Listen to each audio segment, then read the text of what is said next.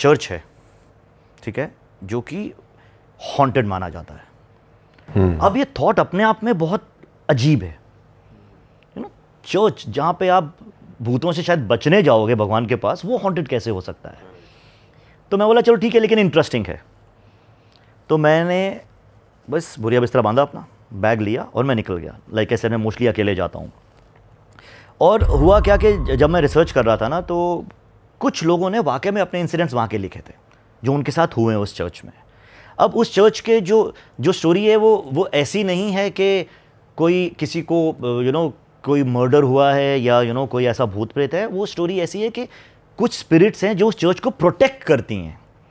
तो ये एंगल मुझे लगा हाँ, ये जस्टिफाइबल है कि भाई उस चर्च को प्रोटेक्शन के लिए कुछ है, रादर दैन डराने के लिए या कुछ रिवेंज लेने के लिए। तो एज़ यूजुअल मैं पहुंच गया उस जगह पे। अच्छा, वो लोकेशन उसकी थोड़ी हॉन्टेड है, बस स्केरी है। वो आइसोलेटेड स्पॉट पे है, ठीक है। थोड़ा वहाँ पे चल के एक स्पॉट तक आपकी गाड़ी जाएगी, उसके आगे आपको चल के ऊपर जाना पड़ता है। अच्छा। तो मैं रात को, इनफैक्ट जब आपको असली फील चाहिए तो रात को जाने का ही फ़ायदा है। तो तकरीबन मेरा ख्याल है 8 साढ़े 8 में वहाँ पहुँच गया। और वो आइसोलेटेड, वो चर्च ना रोज़ खुलता भी नहीं। वहाँ पे लोग, गार्ड्स और ये सब कोई नहीं है, कुछ नहीं है। वहाँ की नियरेस्ट आबादी 3-4 किलोमीटर दूर है। अच्छा। वो पहाड़ के ऊपर एक आइसोलेटेड स्पॉट पे है। बड़ा पुराना चर्च है वो। तो पहुँच गया मैं। अब पहुँचा तो वो एंट्री पे एक फ़ील आता है कि यार बहुत स्पूकी वाइब है। क्यों, अभी आप एक पहाड़ के ऊपर हो, सीढ़ियों से चल के जा रहे हो, लाइट है सिर्फ टॉर्च आपके पास, चर्च की कोई लाइट ऑन नहीं है, कुछ नहीं है। तो मैं पहुँच गया उधर। अब पहुँचा हूँ उधर तो पहले तो लाइक ऐसे मैं हमेशा वो बोलता हूँ कि भाई मैं कुछ भी अगर है तो मैं कुछ नीचा दिखाने नहीं आया हूँ, कुछ नहीं, I am just come to explore कि क्या है क्या नहीं है। तो मैं जाता हूँ, मैं अपना कैमरा सेटअप करता हूँ। सबसे पहला मेरे साथ जो इंसिडेंट होता है, वो ट्राईपॉड मेरा समहाउ वहाँ काम नहीं करता है, और इसकी एक लेग पता नहीं ढीली हो गई।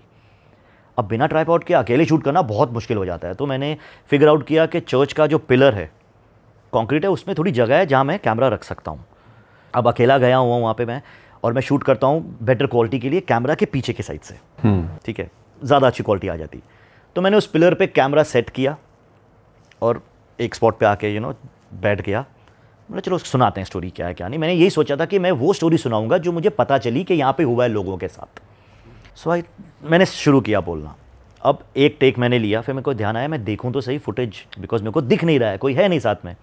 और लाइट का मैंने क्या सोर्स किया था, ये कैमरा मोबाइल रखा है और उसके बाजू में मेरे पास एक स्ट्रॉन्ग टॉर्च है जो मेरे ऊपर आ रही थी। तो उस वजह से क्या हो रहा है, एक ब्लाइंड इफेक्ट हो जाता है। मेरे को सिर्फ इतना मालूम था लाइट के बाजू में देख के बोलना है, मेरा फ़ोन उधर है। अब मैं जाके फुटेज चेक करता हूँ तो मैं रियलाइज़ करता हूँ मेरा इतना सर कटा हुआ है, फोकस डिफोकस हो रहा है। मैं अरे यार ये तो प्रॉब्लम हो गई। तो बोला चलो कोई बात नहीं। मैंने ऐसे 1-2 टेक्स और लिए, हर बार कुछ ऊपर नीचे हो रहा है। तो मैंने इस बार सोचा अभी मैं अगले टेक से पहले ना थोड़ा रिकॉर्ड करके चेक कर लूँ ये फ्रेम सही है कि नहीं, ये फुटेज है जो मैं बोल रहा हूँ ये है।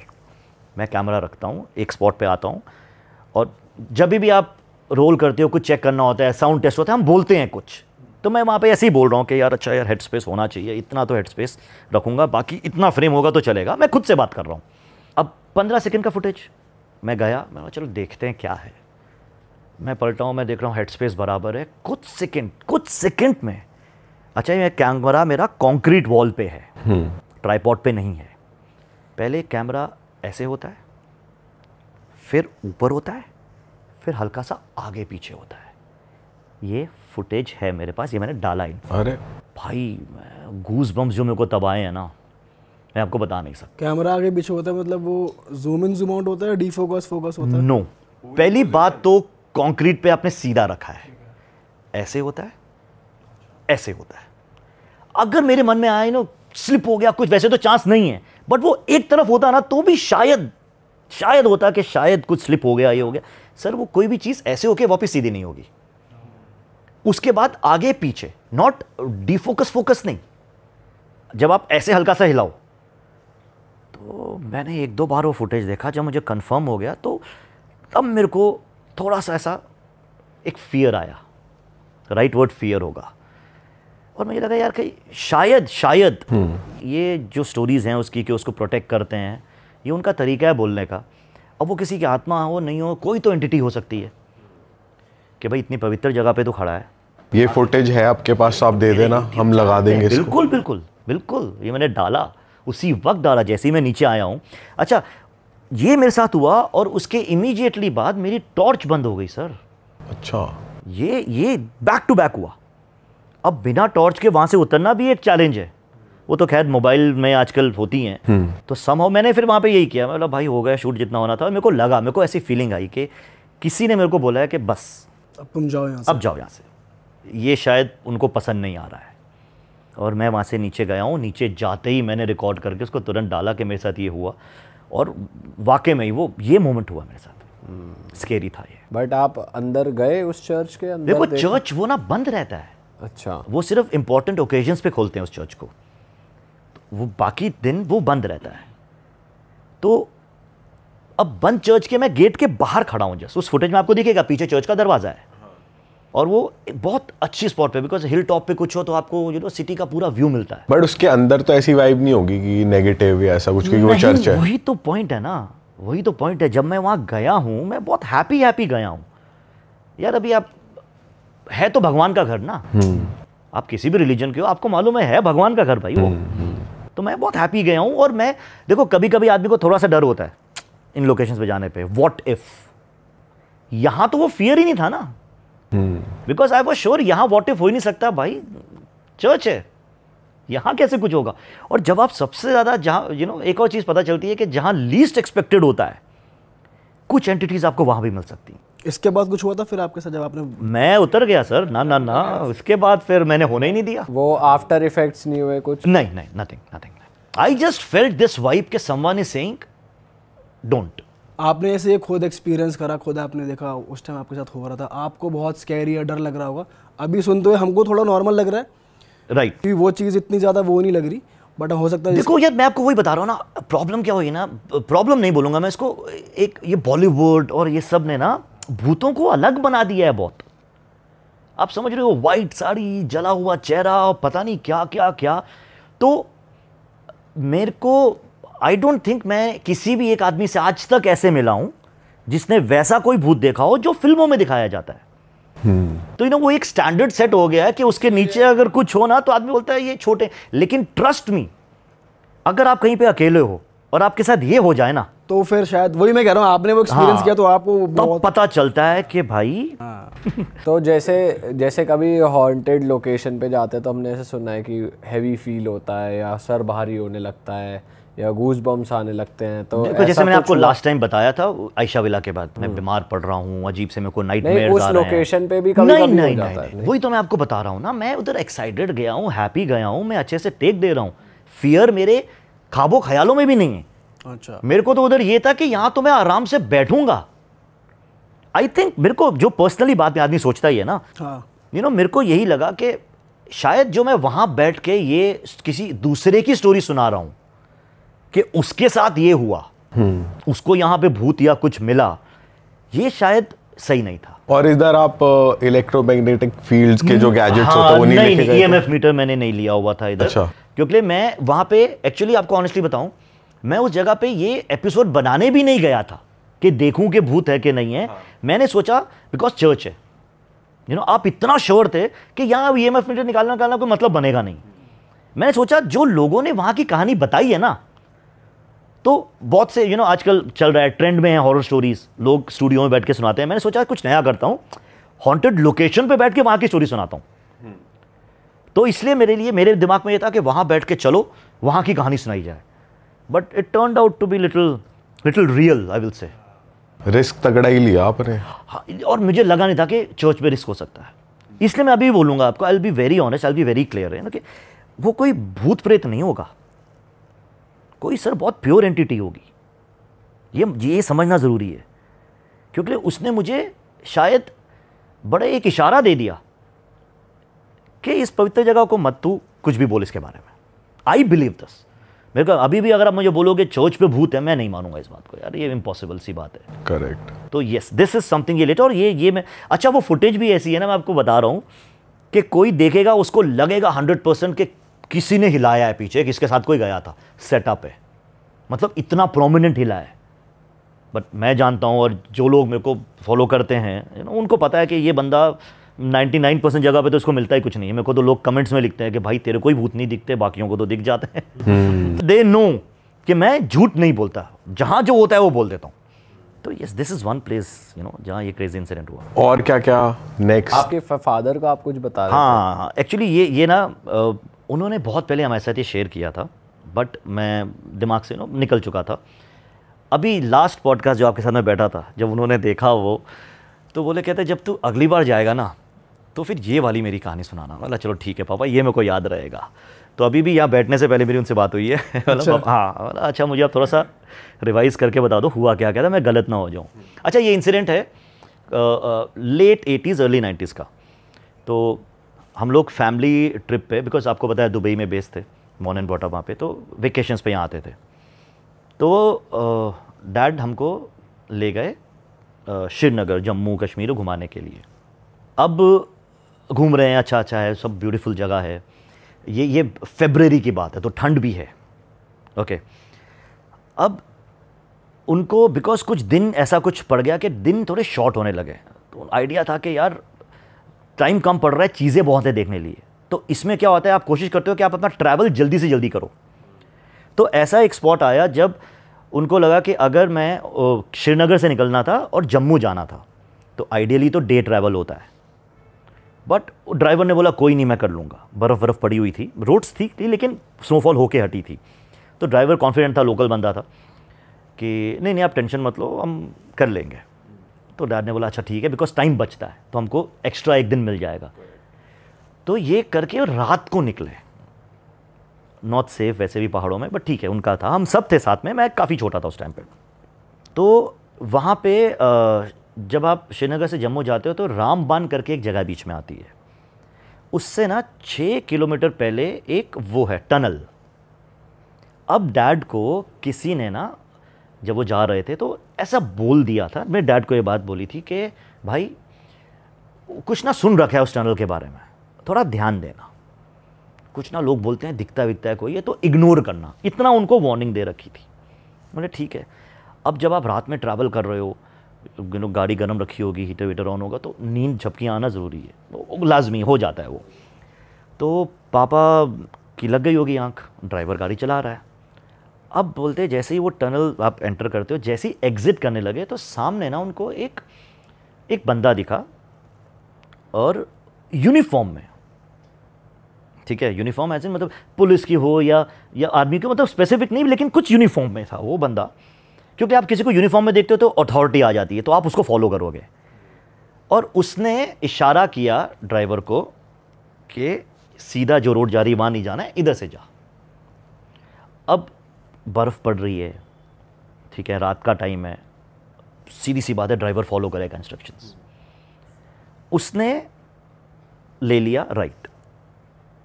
तो जब गाड़ी ऑफ रोड हुई, थोड़ा झटका वटका आया, तो मैं डैड की आंख खुली। तो बोले ये क्या कर रहा है तू? पहला ये क्या कर रहा है तू, सड़क इधर, ये क्या हो क्या रहा है? बोले नहीं वो उधर खड़ा है ना, उसने बोला इधर जाने को। एंड इमीडिएटली मैं डैड को वो याद आया, बोला अरे कुछ नहीं रुक। बोलते जैसे ही उन्होंने गाड़ी को रोका है, बोलते हार्डली 30 मीटर आगे वो पूरी खाई थी नीचे। अरे तेरी। And this happened. तो वो भी उसके वो हक्का बक्का हो गया। और जब उन्होंने वापस पलट के देखा उधर टॉर्च वॉर्च से ये सब से, वहाँ कोई नहीं था। तो पापा ने बोला अभी कुछ मत कर, कोई बात नहीं, चलते हैं।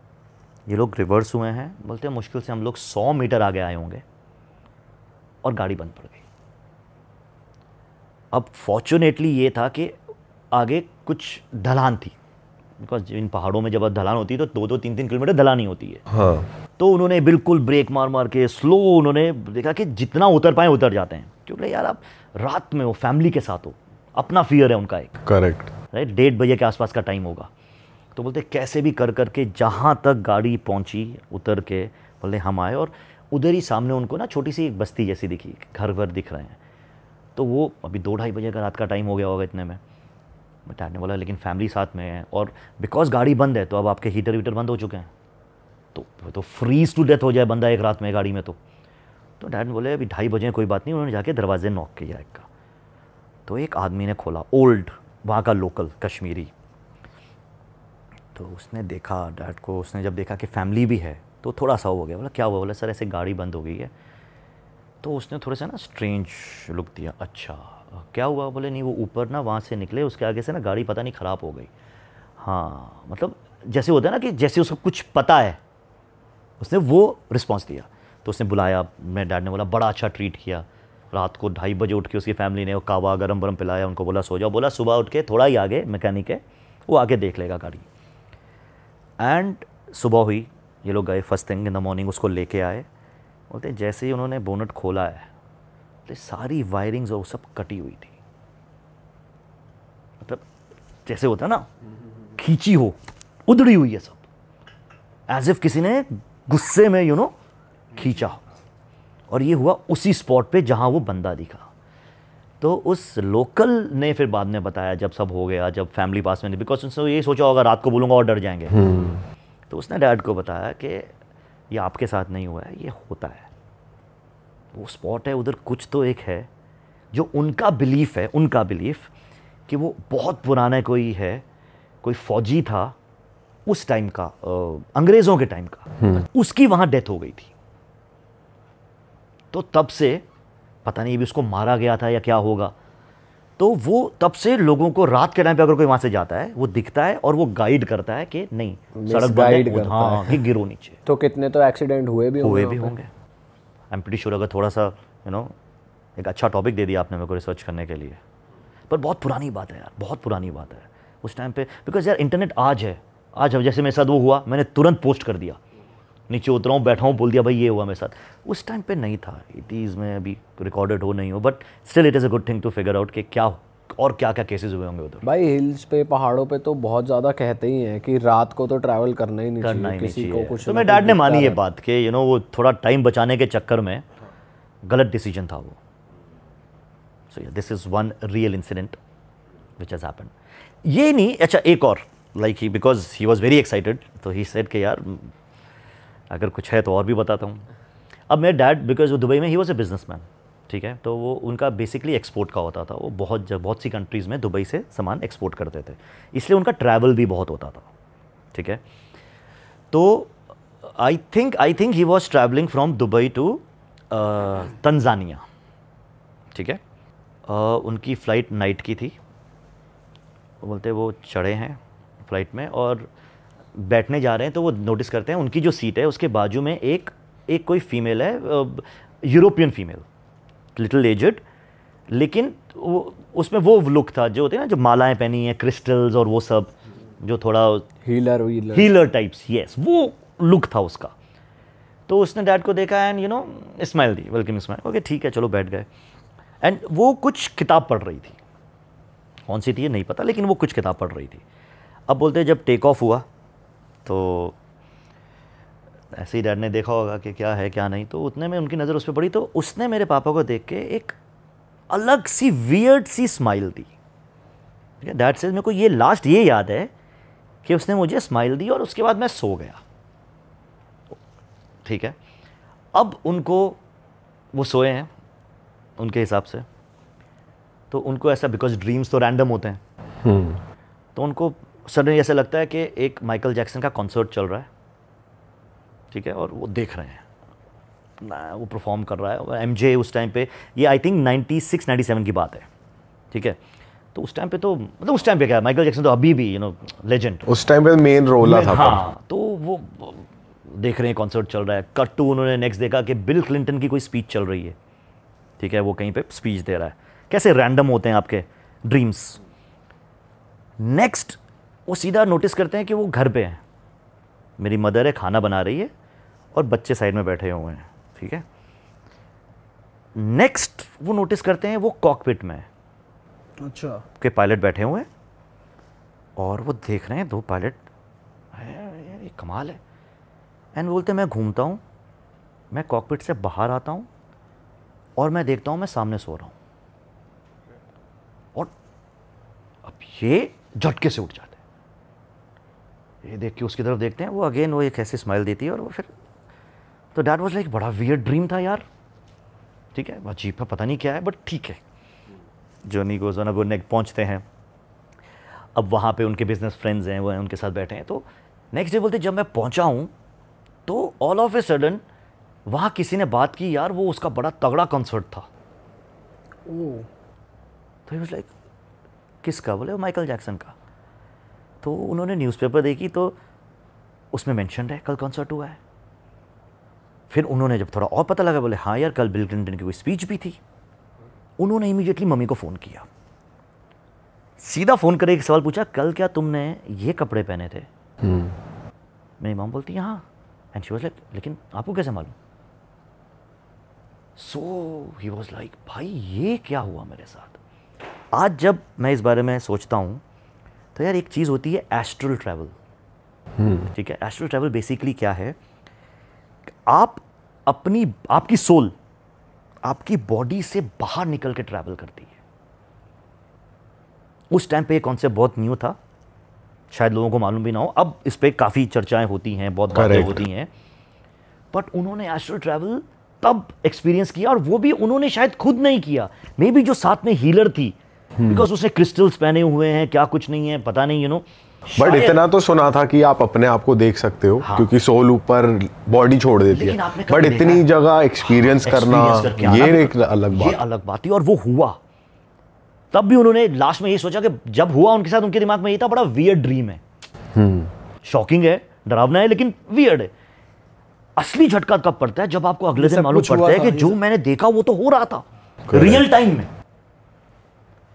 That was something. हाँ, तो ये एस्ट्रल ट्रैवल, मैं तो बोलता हूँ यार बहुत फॉर्चुनेट है वो, अगर आप आज सोचो तो कि वो एक्सपीरियंस कर पाए और वो देख पाए, right? Because astral travel otherwise मैंने सुना है जो बहुत सेंट्स होते हैं जो बहुत अचीव कर लेते हैं, उस पॉइंट के बाद वो लोग कर पाते हैं ऑन विल। ये भी एकदम अननोइंगली हुआ है, मतलब वो ना चाहते हो एकदम से वो एग्जैक्टली ये वो जो सेंट्स होते हैं या जो उस मुकाम पे पहुंचे हैं लाइफ में, वो एट विल जा सकते हैं। डैड को शायद उसने एक्सपीरियंस करवाया कुछ। So this is one thing, but उनकी कुछ बात नहीं हुई। नहीं, he didn't talk, he was like, because उनको तो यही था ना कि पता नहीं अजीब सपने देख रहा हूं मैं। तब आप ये नहीं सोचोगे, जब आप बोलते हो कि यार ये तो जो हुआ मैं तो रियल टाइम में देख के हटाऊं, that is when it becomes interesting and shocking. और वो लेडी कभी दिखी नहीं उनको उसके बाद? वो अपना ट्रैवल कर रही होगी। और भी कुछ है वैभव भाई? हाँ यार, एक अलग सी ना मुझे कहानी पता चली। कहानी मतलब मैं रिसर्च करता रहता हूँ, आदत है थोड़ी। तो इंडिया में हमने भूत सुने हैं, प्रेत सुने हैं, वेस्टर्न कॉन्सेप्ट है ज़ॉम्बीज़ का। ठीक है, आपने हमारी यहाँ कोई भी कहानी नहीं सुनी होगी, ठीक है। आदमखोर वर्ड ज़रूर है, बट मैं शायद किसी भी ऐसे लोकेशन पे या कोई ऐसे उस पर नहीं आया कि जिसने बोला हो कि हाँ भाई कोई ज़ॉम्बी है जो खा रहा है, ये कर रहा है। आदमखोर भी उनको बोला जाता था जो इंसान है और दूसरे को खा रहे हैं, राइट। तो मैं रिसर्च कर रहा था और मेरे सामने एक बड़ी विचित्र सी कहानी आई, ठीक है, शॉकिंग, सरप्राइजिंग, जिसने मेरे को बड़ा एक्साइटेड फील करवा दिया। अब आप जब मनाली से लद्दाख जाते हो तो एक प्रॉपर रूट है, बड़ा ज़बरदस्त वो रूट है। उस रूट में कुछ स्पॉट्स हैं जो हॉन्टेड माने जाते हैं। तो बोला यार इतनी ब्यूटीफुल जगह को लोगों ने मतलब इसमें भी डर घुसेड़ दिया। तो मैं जब थोड़ा और रिसर्च किया तो एक तो मुझे पता चला कि बहुत एक सैड स्टोरी है, और वो ऐसा था कि एक ट्रक ड्राइवर था, ट्रक में सामान लोड करके वो लोग जा रहे थे। ट्रक में हमेशा अकेला नहीं होता है, एक साथ में पार्टनर होता ही है। तो एक स्पॉट पे आके ट्रक ख़राब हो जाता है उनका, ठीक है। और अगर आपको उस रूट के मालूम है तो दूर दूर तक वहाँ ना गाँव नहीं है, कुछ नहीं है, काफ़ी लंबे स्ट्रेच आते हैं जो पहाड़ हैं सिर्फ। तो अब बंद पड़ा है, हेल्प नहीं उनको मिल पा रही ढंग से। तो ड्राइवर जो है वो डिसाइड करता है, उसको बोलता है अच्छा सुन तू रुक इधर, मैं जाता हूँ जहाँ तक भी पहुँच पाऊँ, हेल्प लेके आता हूँ, नहीं तो ऐसे तो हम फंस जाएंगे। तो वो निकलता है तो उसको फॉर्चुनेटली एक बाइक मिल जाती है जो उसको बोलते हैं चल ठीक है नीरज गाँव तक छोड़ देता हूँ। तो आइडिया यही था उसका, मैं जाऊँगा, हेल्प लूँगा, वापस आऊँगा। अब जब किस्मत ख़राब हो, अब अनफॉर्चुनेट हो, तो चीज़ें आपके हिसाब से नहीं चलती, बर्फ़ पड़ जाती है, और छोटी मोटी नहीं अच्छी खासी बर्फ़ पड़ जाती है। अब इतनी जब बर्फ़ वहाँ पे पड़ जाती है तो रोड्स हो जाती हैं ब्लॉक, रोड्स गायब ही हो जाती हैं। तो अल्टीमेटली वो जो बंदा है वो फंस गया गाँव में, और जो हेल्पर है वो ट्रक में बैठा है, और उनके पास लिमिटेड रिसोर्सेज हैं। अब बिकॉज बर्फ़ पड़ी है, आपको वेट करना पड़ेगा और कब पिघले कब रास्ता खुले, तो इस प्रोसेस में 3-4 दिन चले जाते हैं। वो जैसे ही रास्ता थोड़ा बनता है वो भाग के आता है, वो देखता है वो बेचारा मर गया, भूखा प्यासा ही शायद, ठंड में, बिकॉज ट्रक बंद था तो कुछ शायद इतना सोर्स भी नहीं था कि वो हीट पे सर्वाइव कर पाए। तो अनफॉर्चुनेट। अब उसके बाद फिर ऐसा मेंशन था बहुत से उसमें कि लोगों को उसी स्पॉट पे एक आदमी दिखाई दिया हुआ है बिल्कुल बुरी कंडीशन में, पानी मांगता हुआ लोगों से। तो फिर लोगों ने बोला कि शायद ये उसकी आत्मा है उधर, और फिर वो गायब हो जाता है कि बिकॉज वो प्यासा मरा। तो इसलिए आज भी वहाँ पे ना वो स्पॉट है, लोग जब वहाँ से गुजरते हैं तो पानी की बोतल छोड़ के जाते हैं उस स्पॉट पे।